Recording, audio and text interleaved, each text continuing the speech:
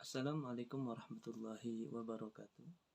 Puja puji syukur kehadirat Allah Subhanahu wa taala yang senantiasa memberikan kenikmatan kepada kita semua sehingga kita dapat berkumpul pada hari ini. Salawat serta salam yang selalu tercurahkan kepada Nabi Muhammad sallallahu alaihi wasallam. Yang terhormat Ibu Jahara Husnul Latifah selaku dosen pengampu serta teman-teman sekalian. Pada kesempatan kali ini saya Muhammad Abdul Malik dengan NIM F2110148 selaku moderator akan memaparkan tugas dari kelompok 1. Sebelum kami melanjutkan kepada pembahasan materi, izinkan saya untuk menyebutkan nama-nama pemateri. Yang pertama ada Saudara Yusril dan Saudari Dian, ketiga Saudari Asyapina, keempat Saudari Dini, dan yang terakhir Saudara Ahmad Muslim. Diskusi pada kali ini kelompok 1 akan membahas mengenai teori sosio-emosional. Langsung saja kita masuk ke pembahasan pertama yang akan disampaikan oleh pemateri utama, yaitu Saudara Yusril. Waktu dan tempat kami persilahkan. Bismillahirrahmanirrahim. Assalamualaikum warahmatullahi wabarakatuh.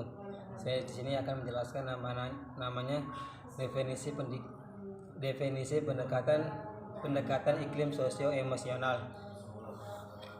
Pendekatan iklim sosio-emosional dalam manajemen kelas berakar pada psikologi penyuluhan klinikal, dan karena itu memberikan arti yang sangat penting pada hubungan antar pribadi.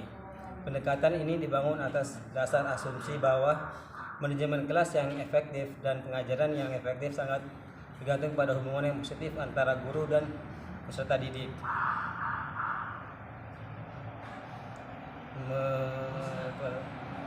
Menurut Rushdie, pendekatan yang didasarkan kepada terjalinnya hubungan yang baik antara guru dengan peserta didik ini disebut dengan pendekatan sosio-emosional.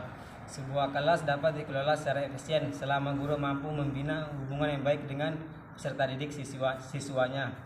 Pendekatan sosio-emosional dapat diartikan sebagai cara pandang yang menganggap bahwa kelas yang kondusif dapat dicapai dengan menciptakan hubungan harmonis antara guru dengan peserta didik serta antar peserta didik.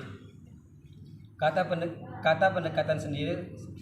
pendekatan sendiri secara bahasa berasal dari kata dekat yang berarti pendek, tidak jauh, hampir, akrab, dan menjelang.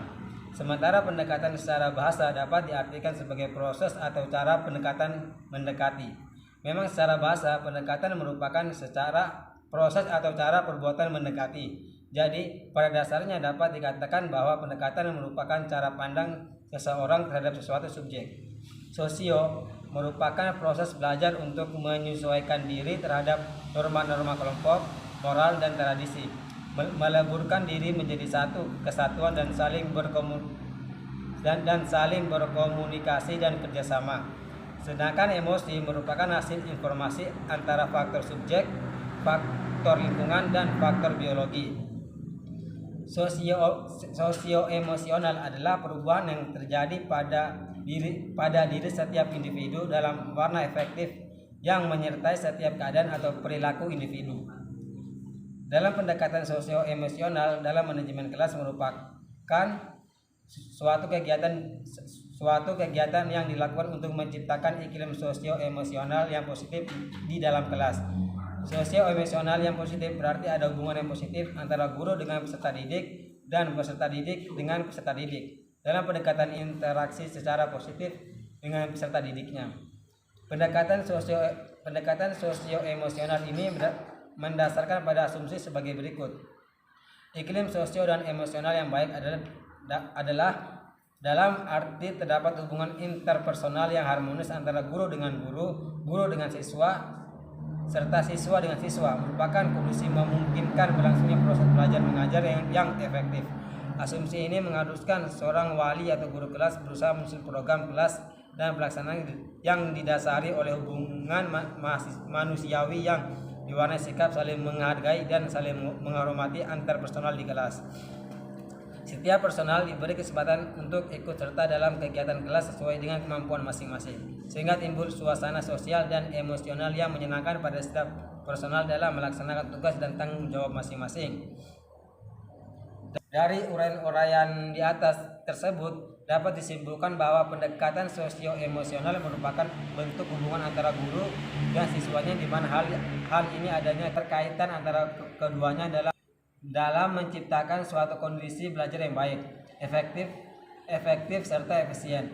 Untuk menciptakan suasana belajar yang harmonis, di sini guru memiliki peran penting dalam melaksanakan proses belajar mengajar itu sendiri.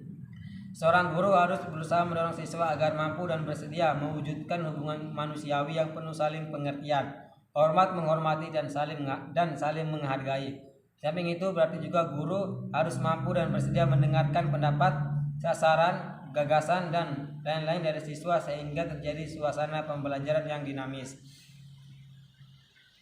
Sekian dari saya. Wassalamualaikum warahmatullahi wabarakatuh. Assalamualaikum warahmatullahi wabarakatuh. Saya Dian Febrianti. Di sini saya akan menjelaskan tentang tujuan pendekatan sosio-emosional. Tujuan dari pendekatan sosio-emosional sama dengan tujuan penerapan pendekatan, yakni untuk menciptakan suasana belajar yang efektif dan kondusif. Ada juga perbedaan pendekatan sosio-emosional menurut Jamara, yaitu menekankan pada terciptanya iklim atau suasana emosional dan hubungan sosial yang positif dalam kelas. Artinya adalah agar guru dengan siswa selalu ada hubungan yang baik dan positif. Dan menurut Glasser, dalam Rohani menyatakan bahwa pendekatan sosio-emosional dapat membina rasa tanggung jawab untuk mengarahkan siswa mendeskripsikan masalah yang dihadapinya. Dan menurut Dreykus, dalam Rohani mengemukakan pendekatan sosio-emosional dapat menciptakan suasana pembelajaran dalam kelas yang demokrasi. Jadi pada inti tujuan pendekatan sosio-emosional adalah menciptakan suasana belajar yang demokrasi sehingga dapat membina rasa tanggung jawab sosial dan harga diri siswa dan akan terjalin hubungan yang positif antara guru dan siswa. Sekian, terima kasih. Wassalamualaikum warahmatullahi wabarakatuh. Nama saya Dini Fitridiani. Izinkan saya untuk memaparkan materi pentingnya pendekatan iklim sosio-emosional. Menurut Ahmad Tambun, tahun 1981, pentingnya pendekatan ini banyak dikemukakan oleh para ahli, di antaranya yaitu Carol Rogers. Carol Rogers mengemukakan pentingnya guru yaitu 1. Bersikap tulus terhadap peserta didik. Yang kedua, memahami dan menghargai peserta didik sebagai manusia.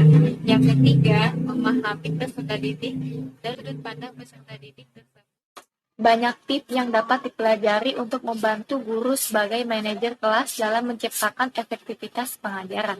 Namun demikian, beberapa hal yang dianggap penting dalam penggunaan pendekatan ini antara lain yaitu: yang pertama, sikap dan kebiasaan guru untuk tampil jujur, tulus dan terbuka, serta bersemangat dan berenergi. Yang kedua, kesadaran guru dalam menerima dan mengerti siapa peserta didiknya dengan penuh rasa empati. Yang ketiga, keterampilan yang dimiliki oleh guru dalam berkomunikasi secara efektif, mengambil keputusan secara cepat dan tepat, dan mengembangkan kondisi belajar yang demokratis dan terbuka. Melalui penerapan pendekatan ini, kesatuan antar kelas harus dibangun dengan rasa saling percaya dan saling membutuhkan. Guru mempercayai peserta didik mempercayai guru, dan peserta didik saling mempercayai satu sama lain.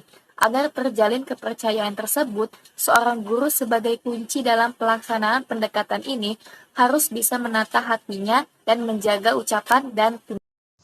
Ciri-ciri pendekatan sosio-emosional. Hubungan antara guru dan siswa dikatakan adanya iklim sosio-emosional yang baik apabila hubungan itu memiliki sikap-sikap yang dikatakan oleh Thomas Garden. Yang pertama, sikap keterbukaan, yaitu masing-masing pihak guru maupun siswa saling bersikap jujur dan terbuka satu sama lain. Yang kedua, tanggap, bila mana seseorang tahu bahwa dia dinilai oleh orang lain. Yang ketiga, sikap ketergantungan satu sama lain. Yang keempat, kebebasan mengembangkan diri, keunikannya, kreativitasnya, dan individualisasinya. Yang kelima, sikap memenuhi kebutuhan satu sama lain. Adapun pendapat rohani, hubungan sosioemosional karena adanya guru yang bersikap hangat, guru yang bersikap adil, guru yang bersikap objektif, guru yang tidak menghukum siswa di depan teman-temannya, guru yang tidak menuntut siswanya, dan guru yang memberikan penghargaan atau hadiah di waktu-waktu tertentu. Poin yang selanjutnya adalah kondisi sosioemosional. Pendekatan iklim sosioemosional dalam manajemen kelas berakar pada psikologi penyuluhan klinik, dan arena itu memberikan arti yang sangat penting pada hubungan antar pribadi. Pendekatan ini dibangun atas dasar asumsi bahwa manajemen kelas yang efektif sangat tergantung pada hubungan yang positif antar pribadi dan iklim kelas. Oleh karena itu, tugas pokok seorang guru dalam manajemen kelas adalah membangun hubungan antar pribadi yang positif dan meningkatkan iklim sosioemosional yang positif pula. Hal-hal yang meliputi kondisi sosioemosional adalah: yang pertama, tipe kepemimpinan dari guru tersebut. Yang kedua adalah sikap dari guru tersebut. Yang ketiga adalah suara dari guru tersebut. Dan yang terakhir adalah pembinaan hubungan baik antar pribadi dalam kelas. Kesimpulan pada materi ini, pendekatan iklim sosio-emosional dalam manajemen kelas berakar pada psikologi penyuluhan klinikal, dan karena itu memberikan arti yang sangat penting pada hubungan antar pribadi. Tujuan penerapan pendekatan sosio-emosional sama dengan tujuan penerapan pendekatan yang lain, yakni untuk menciptakan suasana belajar yang efektif dan kondusif. Pendekatan sosio-emosional dalam kelas dengan baik apabila adanya sikap keterbukaan antar guru dan siswa, adanya sikap bersahabat dengan siswa, saling menjaga hubungan baik, guru bersikap adil, objektif, tidak menuntut siswa, tidak menghukum siswa di depan kelas, dan memberi penghargaan serta hadiah atas perilaku siswa yang berperilaku positif. Kebebasan dalam berkreativitas dan saling memenuhi kebutuhan antar guru dengan siswa. Pendekatan ini dibangun atas dasar asumsi bahwa manajemen kelas yang efektif sangat bergantung pada hubungan yang positif antar pribadi dan iklim kelas.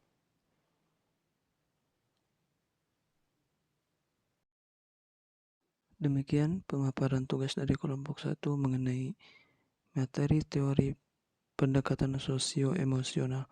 Terima kasih, mudah-mudahan bermanfaat. Wassalamualaikum warahmatullahi wabarakatuh.